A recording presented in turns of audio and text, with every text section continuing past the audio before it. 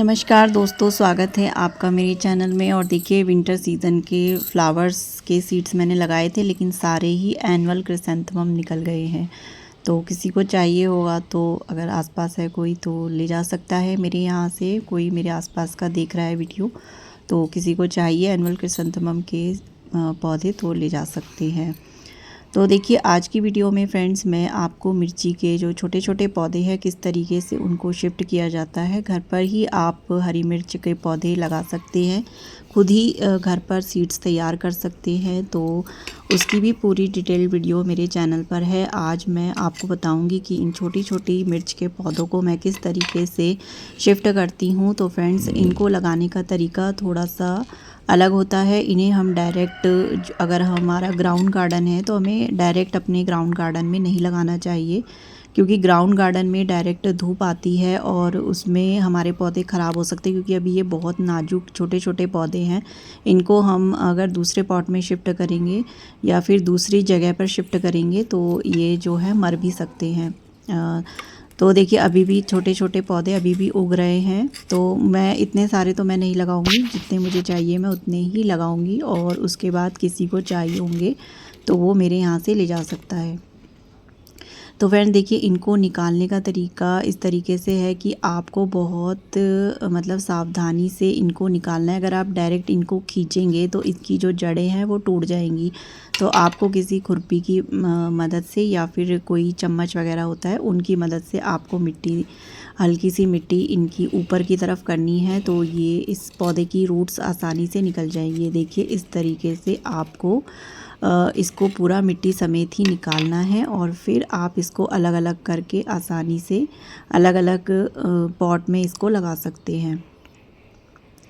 तो इनको मैं निकाल रही हूँ क्योंकि ये जो है छाया वाली जगह पे रखा हुआ है ये मेरा पॉट, तो काफ़ी लैगी लैगी से ये हो गए हैं और अभी इनको शिफ्ट करना बहुत ज़्यादा ज़रूरी है। अदरवाइज़ जो मिर्ची के पौधे हैं वो काफ़ी लेट हो जाएंगे। तो इस समय आप अगर मिर्ची के पौधे लगाते हैं तो उनकी काफ़ी अच्छी ग्रोथ रहती है, क्योंकि दिसंबर में जो है काफ़ी ठंड हो जाती है तो उसमें हमारे पौधों की ग्रोथ रुक जाती है। तो अगर नवंबर तक, दिसंबर तक आपके पौधे काफ़ी अच्छी ग्रोथ पकड़ लेंगे अगर आप इनको अभी लगा लेते हैं। तो देखिए, मैं कुछ पौधे इसमें से निकाल रही हूँ और सभी को मैं लगा लूँगी। जितने भी मैंने निकाले हैं इन सभी को मैं लगा लूँगी। और चलिए अब चलते हैं इनको लगाने के लिए। तो वैसे अगर शाम के समय आप लगाते हैं तो काफ़ी अच्छा रिज़ल्ट आपको मिलेगा, लेकिन मैं सुबह काफ़ी लेट हो गई है, 11-12 बज चुके हैं, उस समय मैं लगा रही हूँ क्योंकि मुझे वीडियो भी बनानी है।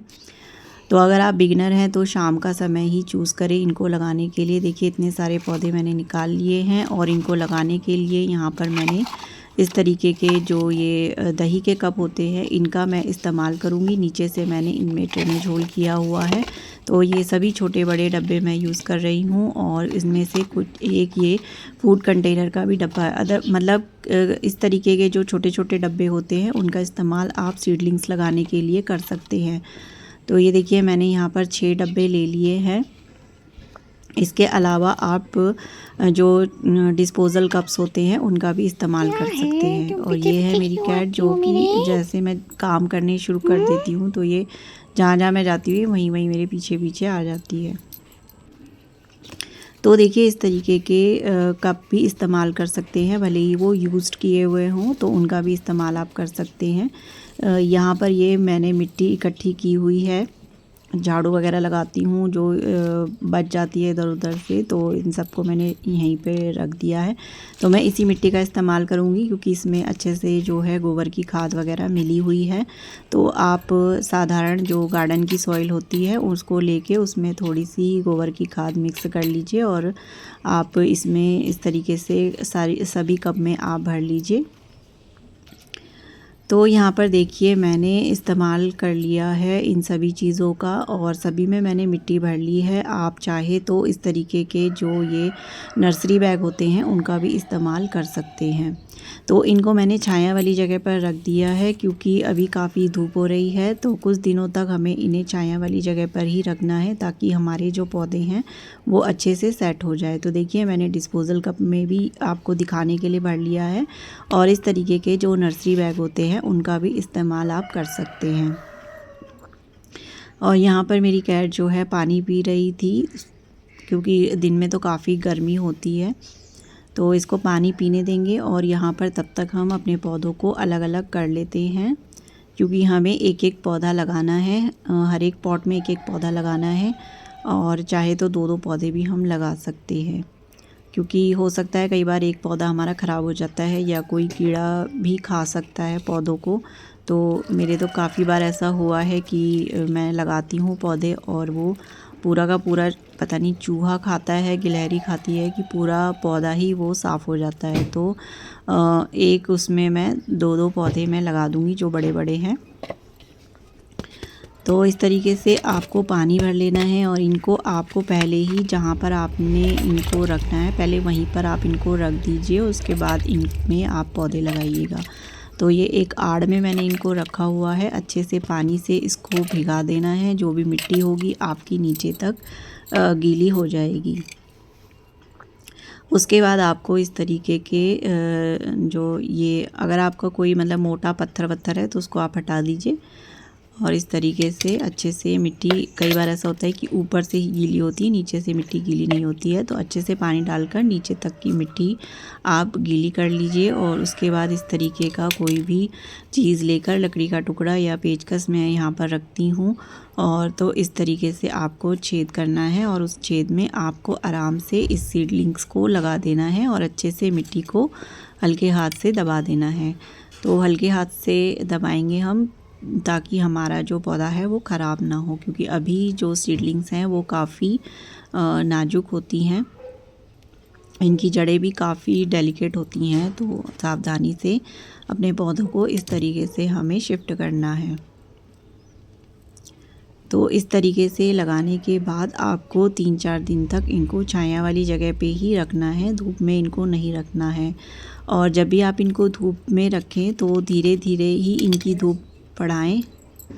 जब भी आप इस तरीके से सीडलिंग्स लगाते हैं, चाहे वो किसी भी वेजिटेबल की सीडलिंग्स हो या फ्लावर्स की सीडलिंग्स हो, अगर आप इस तरीके से सीडलिंग्स लगाते हैं तो आपके पौधे कभी भी ख़राब नहीं होते हैं, क्योंकि डायरेक्ट धूप में लगाने से ये पौधे मुरझा जाएंगे और बहुत जल्दी मर जाएंगे, क्योंकि बहुत अभी ये नाजुक है, इनकी बहुत पतली पतली स्टेम्प है और तेज़ धूप होने की वजह से ये एकदम से एक ही दिन में पूरे झुलस जाएंगे और हमारा जो पौधा है वो मर जाएगा। तो ये तरीका होता है सीडलिंग्स को लगाने का। तो अगर आप जब भी अपने घर में किसी भी पौधे या किसी भी सब्जी या किसी भी फूल की सीडलिंग्स तैयार करते हैं, तो इस तरीके से पहले छोटे छोटे इस तरीके के कंटेनर्स में लगाकर आप उनको छाया में रख दीजिए कुछ दिनों तक। और उसके बाद जब वो पूरे अच्छे से सेट हो जाए और उनकी ग्रोथ आपको दिखने लगे, क्योंकि इन छोटे छोटे कप्स में अभी कम से कम हफ्ता 10 दिन तक ये जो सीडलिंग्स हैं आराम से सरवाइव कर जाएंगी। और जैसे ही ये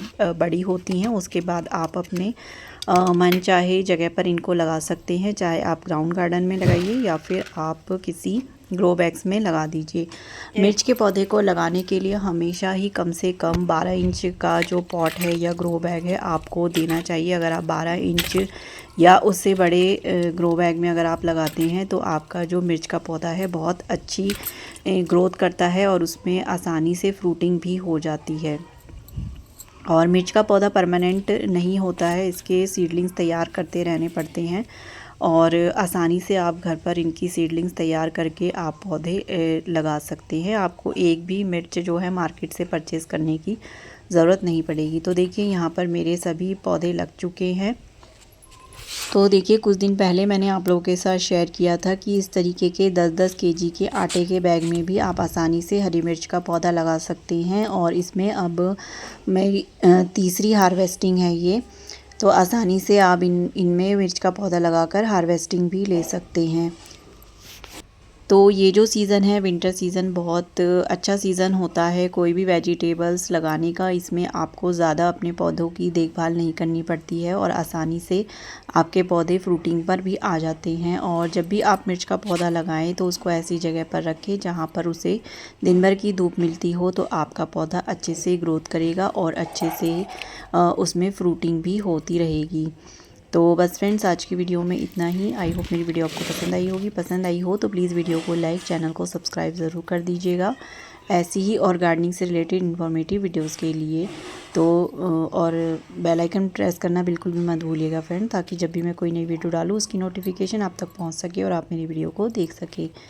मिलते हैं नेक्स्ट वीडियो में किसी नए टॉपिक के साथ, तब तक के लिए bye bye friends, happy gardening. देखिए इतनी सारी हरी मिर्च मेरी हार्वेस्ट हो चुकी है। Bye bye friends, happy gardening.